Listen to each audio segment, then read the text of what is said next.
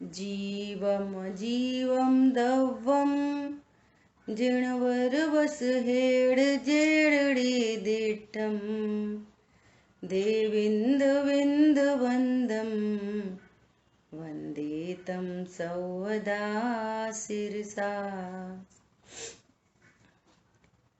निर्जरा की चर्चा चल रही है और भाव निर्जरा और द्रव्य निर्जरा। जब भी भाव निर्जरा की चर्चा चलेगी तो उसको आनंदमयी परिणाम समझना।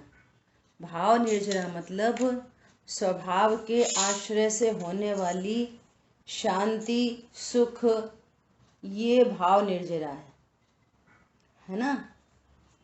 एक बात हो गई।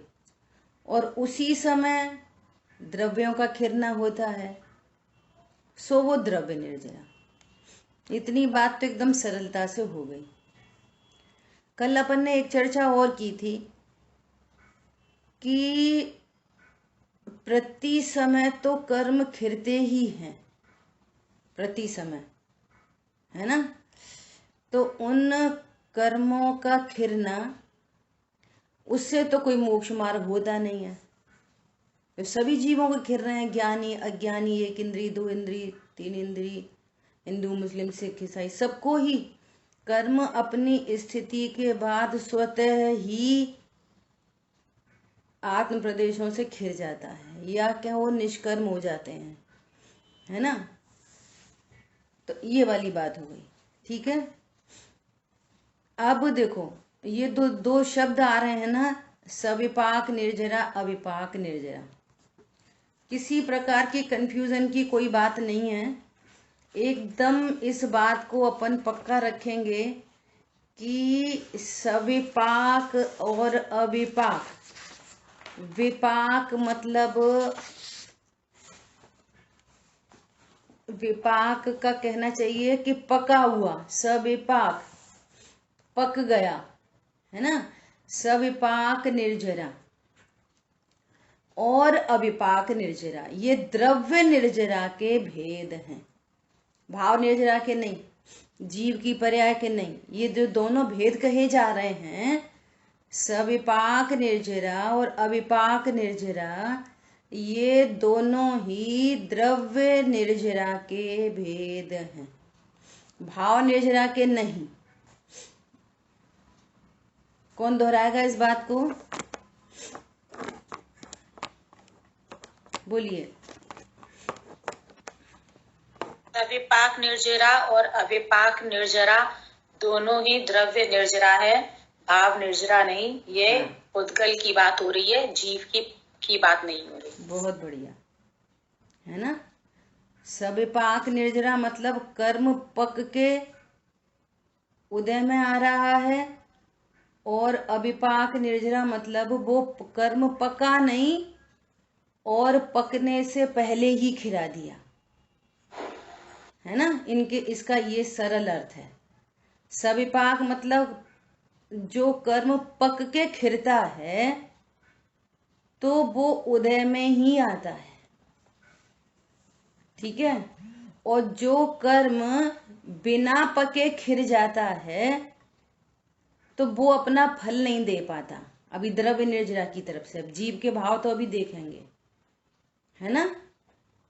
सविपाक निर्जरा उदय में आके खिर रहा है, और अविपाक निर्जरा मतलब जो इतना इतना कर्म बंधा था वो अपना फल नहीं दे पाया और फल देने से पहले ही खिर गया, ठीक है। वो यदि उदय में आता तो फिर कोई सुख दुख, ऐसे किसी तरह के अनुकूल प्रतिकूल संयोग, सुख दुख आदि आदि कार्यक्रम होता, परंतु वो काम नहीं हो पाया और वो उससे पहले ही ह्यूज अमाउंट में वो कर्म खिर गए, फल दिए बिना खिर गए, पके बिना ही खिर गए। ये अविपाक निर्जरा, ये दोनों द्रव्य निर्जरा की बात है ना।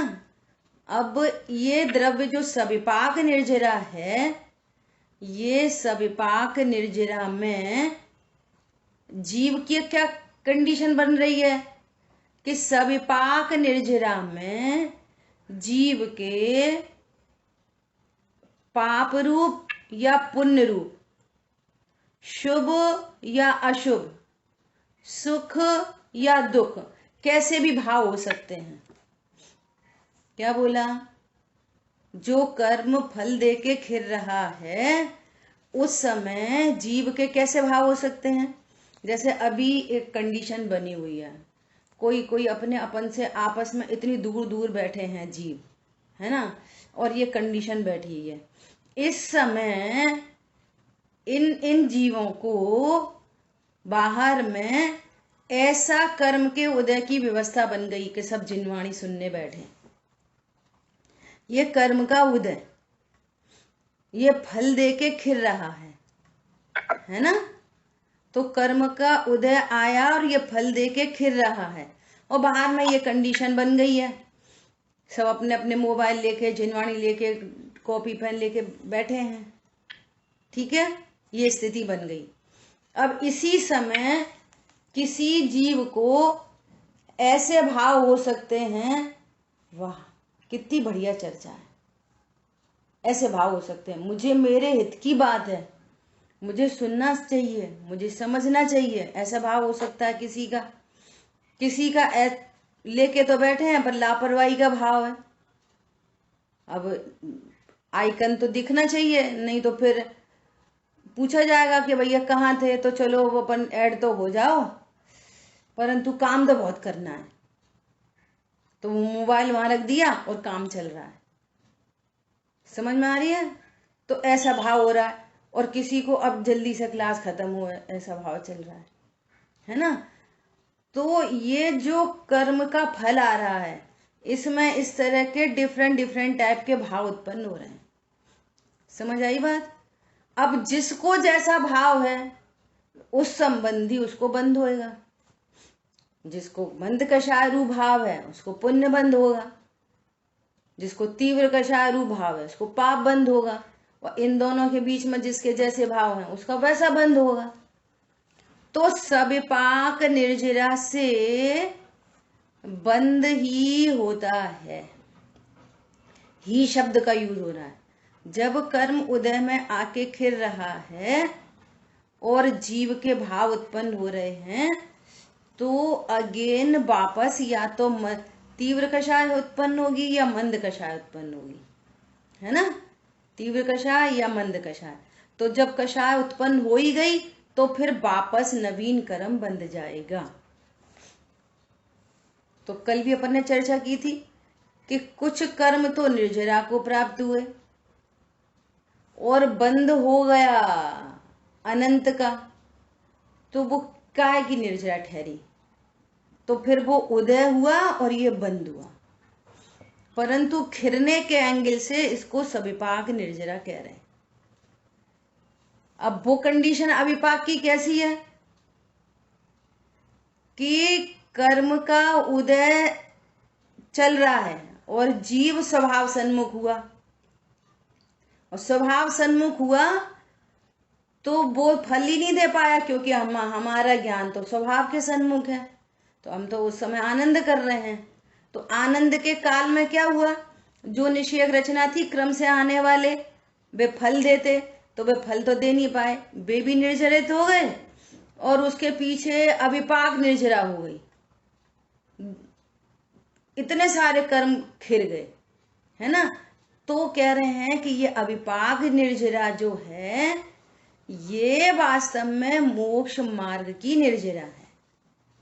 इस अविपाक निर्जरा से जीव का उत्थान होता है, और सविपाक निर्जरा तो सबको ही हो रही है, अज्ञानी को भी हो रही है और ज्ञानियों को भी होती है सविपाक निर्जरा। जब जब स्वभाव सन्मुख है अविपाक निर्जरा चल रही है, और स्वभाव की सन्मुखता नहीं है तब कुछ अमाउंट में सविपाक भी चल रही है। फिर स्वभाव का आश्रय लिया, फिर बहुत सारी अविपाक निर्जरा हो गई, और फिर प्रसन्मुखता है तो थोड़ी थोड़ी सविपाक निर्जरा चल रही है, थोड़ा थोड़ा कर्म का बंधन भी चल रहा है। पाप निचले गुण स्थान में चौथे पांचवे में पाप भाव हो तो पाप बंध भी होता है, और शुभ भाव हो तो शुभ बंध भी होता है, और ढेर सारी अविपाक निर्जरा चल रही है। सो उनका तो मोक्ष मार्ग प्रशस्त है। समझ में आ रही है? अशुभ कर्मों के बीच में, अशुभ भाव के बीच में भी मोक्ष मार्ग चल रहा है, गजब की बात है। और शुभ भाव के बीच में भी मोक्ष मार्ग चल रहा है, क्योंकि उनकी तो अविपाक निर्जरा चलती है, और जितनी वीतराग परिणति बह रही है वो तो चल ही रही है। तो ऐसी कंडीशन द्रव्य कर्म की और जीव के परिणामों में 3 कंडीशन बनती हैं। अविपाक निर्जरा मतलब अविपाक निर्जरा, ये द्रव्य निर्जरा, और इस काल में जो जीव का भाव है उस जीव के भाव को आत्म सन्मुखता से प्रकट होने वाला जो भाव निर्जरा है, उस भाव निर्जरा का नाम है सकाम निर्जरा। समझ में आ रही है बात? द्रव्य निर्जरा 2 प्रकार की, सविपाक अविपाक। कर्म फल दे के खिरे और कर्म बिना फल दे के खिरे। तो ये कर्म की साइड से सविपाक अविपाक निर्जरा। अब जब कर्मों में अविपाक निर्जरा हो रही है, उस समय जीव का जो भाव है उस भाव का नाम है सकाम निर्जरा। सरल भाषा में बोले तो काम की निर्जरा। अपन सरल भाषा में बोल रहे हैं, इसका टेक्निकल अर्थ कुछ और हो सकता है। सकाम निर्जरा अर्थात मोक्ष की निर्जरा, मोक्ष मार्ग की निर्जरा, ये सकाम निर्जरा। तो सकाम निर्जरा क्या है? भाव निर्जरा। और अविपाक निर्जरा क्या है? द्रव्य निर्जरा। समझ आ गई बात? देखो सबसे लास्ट लाइन में लिखा है, द्रव्य कर्म की अपेक्षा से वह अविपाक निर्जरा है और जीव भाव की अपेक्षा से वह सकाम निर्जरा है। ठीक है, अब इसको पहले चौथा ही पॉइंट पढ़ ले रहे। आत्मा की शुद्ध परिणति होने पर सत्ता में रहने वाले कर्मों की स्थिति कम होती है, और वे जब आत्मा से पृथक हो जाते हैं तब उनकी अविपाक निर्जरा हुई कही जाती है। द्रव्य कर्म की अपेक्षा से वो अविपाक निर्जरा है और जीव के भाव की अपेक्षा से सकाम निर्जरा है, और ये निर्जरा भेद विज्ञान पूर्वक ही होती है। क्लियर हो गई अब तक का? क्योंकि जो ऊपर का पॉइंट है ना उसमें थोड़ी और चर्चा है, सविपाक निर्जरा में थोड़ी और चर्चा है। इतनी बात सबको क्लियर हो गई? 4 शब्द हैं, सविपाक अविपाक निर्जरा, ये द्रव्य कर्म की निर्जरा, और अविपाक निर्जरा इज इक्वल टू भाव निर्जरा मतलब सकाम निर्जरा। जिस समय अविपाक निर्जरा होगी तब उस समय जीव के भाव को क्या बोला जाएगा? सकाम निर्जरा। ये सकाम निर्जरा भाव निर्जरा है और अविपाक निर्जरा द्रव्य निर्जरा, ऐसा कॉम्बिनेशन है, स और अ। क्लियर है सबको? चलो अब सविपाक निर्जरा में थोड़ा ट्विस्ट है। सविपाक निर्जरा में क्या है देखो, द्रव्य कर्मों के उदय में आने पर जितने अंश में जीव उनसे पीछे रहता है अर्थात उनसे युक्त नहीं होता, उतने अंश में सम्यक दृष्टि के संवर पूर्वक निर्जरा होती है। और ब्रैकेट में लिखा है अज्ञानियों की सविपाक निर्जरा यहाँ नहीं लेनी चाहिए। अब ये इसकी बात अपन बाद में करेंगे। अभी क्या कह रहे हैं? सम्यक दृष्टि के ऊपर बात समझ में आ गई? सविपाक निर्जरा में क्या बोल रहे हैं अभी? द्रव्य कर्म के उदय में आने पर जितने अंश में जीव उससे पीछे रहता है, उससे युक्त नहीं होता, जितनी वीतरागता चल रही है उतनी तो संवर निर्जरा चल रही है। लेकिन सम्यक दृष्टि जीव भी जब सविकल्प दशा में जो शुद्ध परिणति है उससे निर्जरा होती है, वह अशुभ कर्मों का नाश करती है और शुभ कर्मों का नहीं अपितु संसार स्थिति को घटाती है।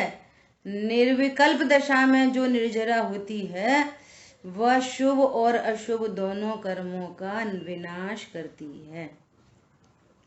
देखो अब एकदम टेक्निकल भाषा हो गई, अपन सरलता से समझेंगे। क्या? जो कर्म उदय में आके खिर रहा है, अभी सुनना, कर्म उदय में आके खिरा, कंडीशन बनी पाप की, मतलब पाप का उदय, पाप की नहीं पाप का उदय बना। पाप का उदय को क्या बोला जाता है इन जनरल? प्रतिकूल परिस्थिति बन गई, किसी ने अपने को डांट दिया, किसी ने बुरा बोल दिया, घर में कुछ भूखे थे तो खाना तैयार नहीं था, है ना, ऐसी ऐसी कुछ कंडीशन बन गई। तो यहाँ पे भाव कैसा हुआ? कंडीशन बनी है पाप का उदय और परिणाम भी पाप का। तो ये तो क्या कोई निर्जरा है नहीं, है ना। कंडीशन भी बनी पाप की और परिणाम भी किया पाप का, तो पाप का ही बंद हो गया, पाप का ही उदय और पाप का ही बंद, है ना। तो ये तो उदय और बंद हो गया, ये सविपाक निर्जरा वास्तव में बंद हो गया। अब एक दूसरी कंडीशन बनी। कैसी कंडीशन बनी? कि उदय तो है पाप का और उसको क्रोध आदि उत्पन्न नहीं हुए, उसने सहन की बात को। जैसे मान लिया बहुत तेज भूख लग रही थी या ऑफिस जाना था और पत्नी से बोले थाली लगाओ, और वो बोली कि अभी थोड़ी देर है, अभी आधा घंटा लगेगा। तो एक तरीका तो ये था कि खूब चिल्लपे करते, अक्ल नहीं है, जे नहीं है, वो नहीं है, तैयार नहीं रखती, वगैरह वगैरह। तो पाप की तो सविपाक निर्जरा हुई और वर्तमान में पाप का ही भाव हुआ, तो पाप का उदय आया और पाप का ही बंद हो गया, है ना। दूसरी कंडीशन क्या बनी? पाप का ही तो उदय था, परंतु वो तत्वज्ञानी हो, या ऐसे भी कोई बहुत सामान्य जीव होते हैं, अच्छा अभी आधा घंटे की देर है, चलो चलो तुम टेंशन नहीं करना, तैयारी करो, तब तक मैं अपना कोई दूसरा काम करके आता। या फिर शांति से बैठ गया, चलो आज स्वाध्याय में क्या चर्चा आई, थोड़ा देखते हैं, वही पक्का कर ले रहे। शोर मचाने से तो कोई फायदा नहीं है, आधा घंटा मिलेगा, लगेगा ही वो तो उसको एकदम सहजता है। तो उदय तो था पाप का और बंद, कर्म बंद किसका हो गया? बोलो जल्दी। उदय तो था पाप का और बंद हो गया पुण्य का। हाँ। समझ में आ रही है? तो इस कंडीशन में क्या हुआ कि पाप की निर्जरा हो गई। पहले वाली कंडीशन में क्या था? पाप का ही उदय और पाप का ही बंद। और इस कंडीशन में क्या हुई? उदय था पाप का, लेकिन पाप का बंद नहीं करके पुण्य बंद कर लिया, तो पाप कर्म की निर्जरा हो गई। समझ आ गई बात? तो ऐसी निर्जरा को, भले वो बंद तो हो रहा है पुण्य का, परंतु पाप का बंद नहीं बंधा, तो इसलिए ऐसी निर्जरा को अकाम निर्जरा कहते हैं। अकाम निर्जरा मतलब जीव का भाव। जीव का वो भाव क्या है? अकाम निर्जरा। छैडाला जी में लिखा है, कबहू अकाम निर्जरा करे, भवन त्रिक में सुरतन धरे। कभी इसने ऐसी प्रतिकूल परिस्थितियों को बहुत सहन किया और भवनेत्रिक में जाके सुरतन रख लिया, इंद्र बन गया। परंतु ऐसी सहनशीलता मोक्ष मार्ग की निर्जरा नहीं है, वो सकाम निर्जरा नहीं है, वो अकाम निर्जरा है। ऐसी निर्जरा से जहां बंद हो रहा हो, पुण्य बंद हो रहा हो, देखने में कैसा लगता है? ये तो बहुत संयमी जीव है, बहुत शांति प्रिय जीव है। द्रव्यलिंगी मुनि ने भी अकाम निर्जरा करके सुरतन रखा, है ना। और कितने पशु पक्षी ऐसे होते हैं जिनको कोई चीज दाना पानी नहीं मिल रहा, अब दुखी हो रहे हैं, तो क्या करें? अब वो उनको कैसी मंद कषाय सहज ही होती है, मंद कषाय, तो उसको सहन करते हैं। तो ऐसे जीव भी कहाँ चले जाते हैं? देवगति में चले जाते हैं। वो मेंढक भगवान की भक्ति के भाव से जा रहा था और ऐसा प्रतिकूल प्रसंग बना, हाथी के पैर के नीचे आ गया, और उस भाव से, मंद कषाय रूप भाव से देवगति में जाके, मेंढक देवगति में जाके देव हुआ। तो क्या मतलब है? उससे संसार तो चल ही रहा है, वो मोक्ष मार्ग की निर्जरा नहीं हुई। समझ में आ रही है बात? मोक्ष मार्ग की निर्जरा तो अविपाक निर्जरा है, द्रव्य कर्म सापेक्ष और जीव के भाव सापेक्ष सकाम निर्जरा है, जो भेद विज्ञान पूर्वक होती है, आत्मा के आश्रय पूर्वक होती है, पर पदार्थों में इष्ट अनिष्ट की कल्पना नहीं हो इस पूर्वक होती है ना। तो ये मोक्ष मार्ग की निर्जरा है, अविपाक निर्जरा। और सविपाक निर्जरा में दो केस बन रहे हैं, पाप के उदय में पाप का ही बंद हो जाए, या पुण्य का उदय हो और पुण्य का ही बंद हो, तो वो भी कोई निर्जरा नहीं है, बंद तो लगातार ही चल रहा है। लेकिन ये स्पेशल केस बन रहा है कि पाप का उदय है और उसने पाप कर्म की निर्जरा कर दी शुभ परिणामों से।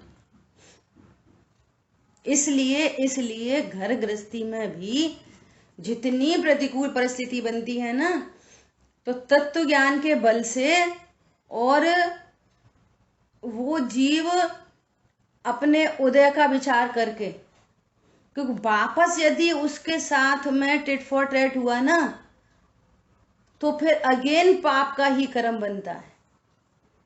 और इसलिए बोला जाता है कि भैया शांति से, वस्तु स्वरूप विचार खुशी से, सब दुख संकट सहा करे मतलब उनको अपने से भिन्न जाना करे, है ना। तो फिर ये कर्महीन होते हुए और भेद विज्ञान है तो फिर अविपाक निर्जरा का प्रसंग बने। समझ में आ रही है बात। तो 4 टर्म हो गए, द्रव्य कर्म के सापेक्ष अविपाक निर्जरा, अविपाक निर्जरा, और भाव कर्म के सापेक्ष भाव निर्जरा के सापेक्ष सकाम निर्जरा, अकाम निर्जरा, है ना। सकाम निर्जरा मोक्ष मार्ग की निर्जरा भेद विज्ञान पूर्वक होती है, और अकाम निर्जरा वास्तव में निर्जरा न होके बंद ही है, लेकिन निर्जरा उसको इसलिए कह रहे हैं कि लीस्ट टू लीस्ट पाप की निर्जरा हुई। क्लियर हो गया सबको? बोलो। ठीक है, चलिए। तो अब यहाँ पे जो स्पेशल बात कही गई थी ना, वो ये वाली बात कही थी कि सम्यक दृष्टि जीव जब सविकल्प दशा में होते हैं, तो सविकल्प दशा में जो शुद्ध परिणति उनकी चल रही है, उससे अशुभ कर्मों का वो नाश करती चली जाती है, और शुद्धोपयोग से शुभ अशुभ दोनों का नाश होता है। अविपाक निर्जरा हो जाती है बहुत सारी, और संसार की स्थिति घटती चली जाती है, क्योंकि अब उन्हें संसार में रहना ही नहीं है। अब उनको ऐसा कोड़ा कोड़ी सागर के बंद नहीं होंगे, है ना। अब अल्प काल के ही बंद होंगे। तद्भव मोक्षगामी है तो उसको बस उतने ही काल का बंद होगा जितनी आयु है उसकी। किसी को 2-4 भव है तो 2-4 भवों की आयु बंधेगी, और वो भी भेद विज्ञान के बल से घटती चली जाती है, क्योंकि अब उसे संसार में रहना ही नहीं है, तो उसकी स्थिति घटती चली जाती है, और अनुभाग अशुभ कर्मों का अनुभाग हीन होता है और शुभ कर्मों का अनुभाग बढ़ता जाता है। इसलिए वे राजा आदि के पदों में विराजमान होते हैं। बाहर में सुख संपदा वैभव आदि बहुत बहुत होते हैं। क्यों होते हैं? कि शुभ कर्मों की स्थिति कम हो रही है और अनुभाग बहुत है, ऐसा। और अशुभ कर्मों की स्थिति भी घटती है और अनुभाग भी घटता चला जाता है। ये जो शुद्ध परिणति बह रही है ना, उस शुद्ध परिणति से इतने काम चलते रहते हैं। और सविकल्प दशा में जितना विकल्प है उतना बंद भी होता है। पाप भाव तो पाप बंद होता है, पुण्य भाव तो, लेकिन उसकी जाति अप्रत्याख्यान, प्रत्याख्यान, संजुलन, ऐसी जातियां होती हैं। वे अनंतानुबंधी नहीं होती जो अनंत संसार का हेतु बने। अब कल्पना करो, इधर युद्ध का मैदान और स्थिति घट रही है। अब ये वाली बात है हमने सुनी समझी हो तो फिर वो हमारे काम समझ में आती है। नहीं तो ऐसे कैसे इतना युद्ध हुआ, इतने जीवों का घात हुआ और तद्भव मोक्षगामी। बोलो, यदि ये वाली बात सत्य नहीं हो तो आगम युक्ति से ये वाली बात विरुद्ध सिद्ध होगी। हमें लॉजिक ही नहीं बैठ रहा इतना, लेकिन स्वरूप समझते हैं तो वो वाली बात सत्य भाषित होती है। सर्व समाधान स्वाध्याय से मिलते हैं। आ रही बात समझ में? इसलिए दो ही काम है, भेद विज्ञान महाशस्त्र है। भेद विज्ञान है ना, सारे प्रयोजन की सिद्धि भेद विज्ञान से ही होती है। सर्व प्रयोजन की सिद्धि भेद विज्ञान से होती है। एक ही कर्तव्य है, बस एक ही कर्तव्य, बाकी भार में सब होने योग्य होता है। और जब सविकल्प दशा हो, भार में विकल्प हो, तो फिर यदि पाप का उदय बनता है पूर्व के उदय से, तो फिर क्या करना चाहिए? उससे भी भेद विज्ञान करके समता रखनी चाहिए, जिससे कि अकाम निर्जरा हो जाए, वापस पाप का बंध नहीं हो। उधर पति ने कुछ बोला, उधर धड़ाम धुड़ुम धुड़ुम धुड़ुम, फिर पाप बांध लिया, फिर ऐसे प्रसंग अगेन अगेन बनेंगे, अगेन अगेन बनते चले जाएंगे। और देखो एक इंपॉर्टेंट बात, कि सामने वाला भी फिर ऐसा विचार करता है। क्या विचार करता है? हम तो इसको इतना बोलते हैं और ये कितना शांत रहती है। या ऑपोजिट कर लो, पत्नी बड़बड़ करती रहती तो पति शांत रहता, तो वो उसको भी एक बार को वो इन्फ्लुएंस्ड होती है उससे, लगा लेना जहां से, है ना। लेकिन दोनों तरफ से ही चलता रहे तो कौन तो साधु है और कौन सज्जन है और कौन विराधक है ना। तो तत्व ज्ञान के बल पर बाहर के प्रतिकूल संयोगों को, शरीर में ही रो, चलो पत्नी बच्चे छोड़ो, शरीर में ही कोई समस्या हो, कोई पाप का उदय आ जाए, तो भेद विज्ञान करना चाहिए। भेद ज्ञान के बल से ऑटोमेटिक कषाय मंद होती है। ठीक है, अभी देखो नेक्स्ट 5 नंबर क्या बोल रहे हैं? भाव निर्जरा द्रव्य निर्जरा। सम्यक दृष्टि श्रावक भावमुनि उपशमक छपकादि जीवों के परिणाम उत्तरोत्तर अनंत गुनी विशेष शुद्धि वाले होते हैं, वह भाव निर्जरा है। और उस समय जो असंख्यात गुनी क्रमशः वृद्धिंगत अर्थात उत्तरोत्तर असंख्यात गुनी निर्जरा होती है, वह द्रव्य निर्जरा है। क्या बोल रहे हैं?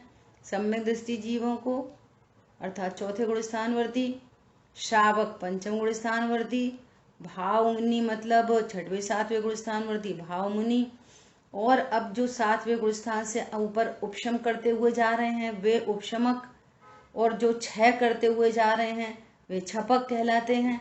ऐसे जीवों के परिणाम उत्तरोत्तर अनंत गुनी विशेष शुद्धि वाले होते हैं।